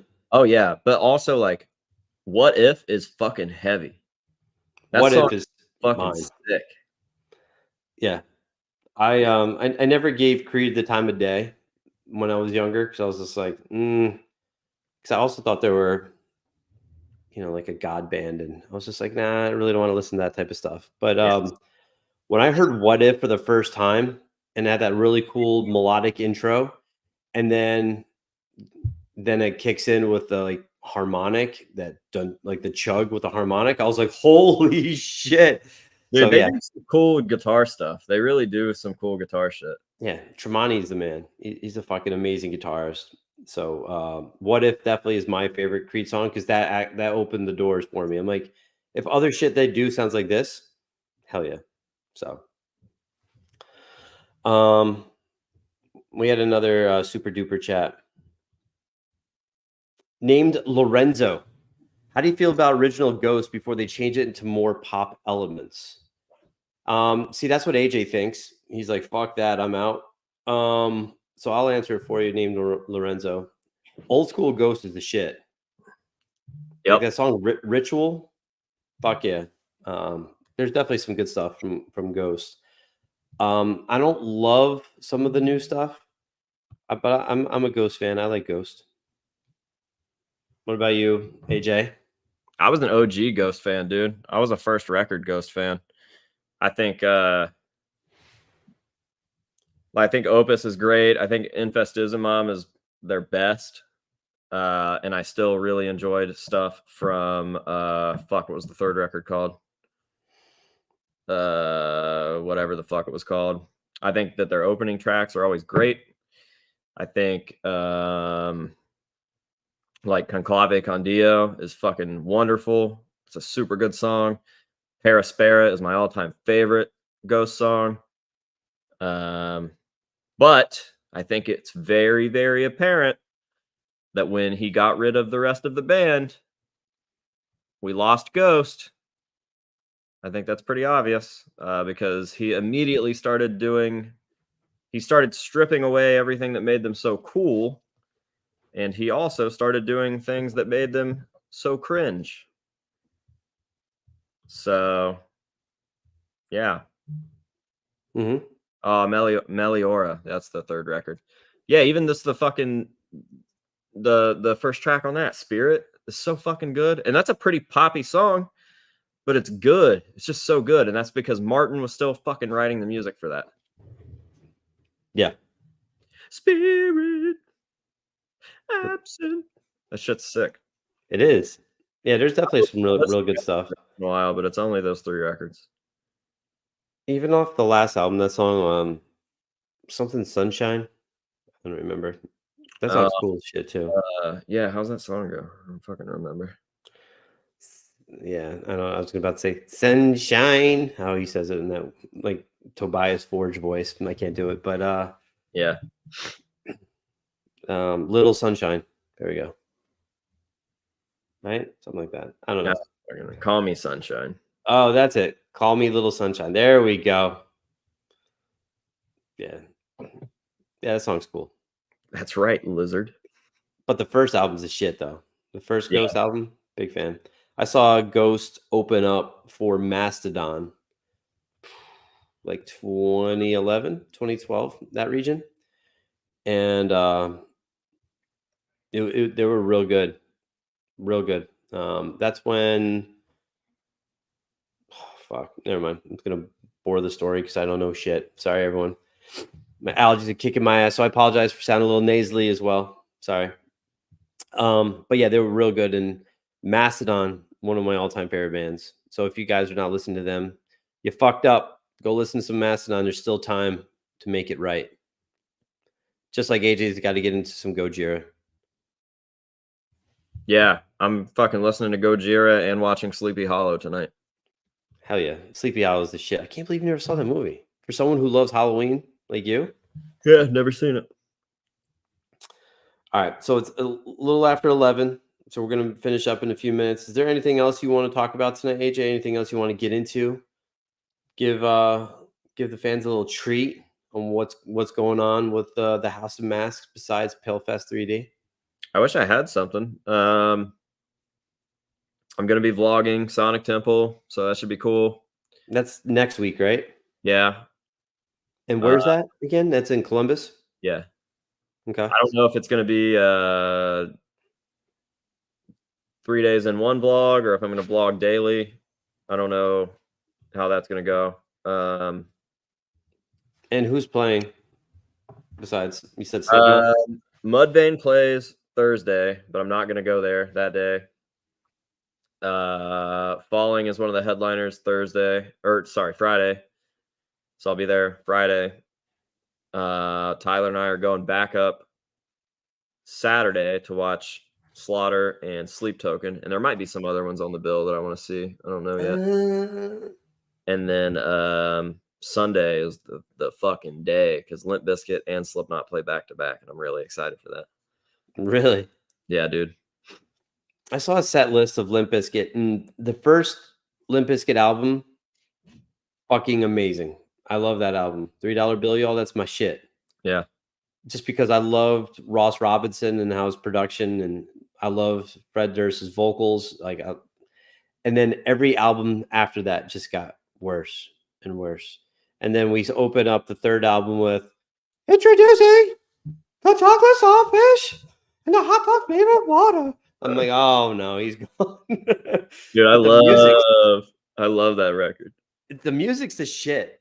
It is. I just can't do Fred Durst anymore. Like the vocals after that. But if you guys want to see me do a video with Alex Terrible, I need you to go over to his Instagram right now and spam his shit and say, hey, shoot a video with the House of Masks at Sonic Temple. I have a connect, but I want Alex to know that the people want to see that. I want to shoot a video with him regarding the masks. Nobody ever fucking interviews them and talks about the theatrical side of what they do, and I think that's a shame. So if you guys want to see that, go over there and do it. Agreed. So everyone, all 8,000 people that are watching right now, when you get a chance, when we're done, which will be in a few minutes, go over to Slaughter to Prevail's Instagram, their OnlyFans account. Send messages to Alex Terrible. Let him know that you would love to see an interview with AJ Bueno as he wants to talk to him. Comment. Do something. He'll see the comments for sure. The messages will probably get ignored. Send him a nude. You'll see that. Whoa. Anywho. Yeah. So Limp Bizkit first album's the shit. I think I sent you and Xander a video recently with Pollution off the Family Values tour back in '98. That intro, that guitar tone, and how Wes Borland is. Yeah. Give it to me. The last little run they did, like before they went down to Florida and played that show down there at the Speedway. Mm-hmm. I think it's funny as fuck that they played Break Stuff twice. It was like, I think the first song they played and the last song they played. That's so fucking cool. Which I dislike Break Stuff very much. So to hear it twice in a set, I would have been so pissed. Yeah, I don't like the song either. I think it's very, very overrated. It's like Super a novelty overrated. song. It is. But it's just funny that Limp Bizkit is Limp Bizkit. So the one thing that made me very happy is After Results May Vary, which is a very good album, in my humble opinion. Came out with The Unquestionable Truth Part 1. That's fucking dope.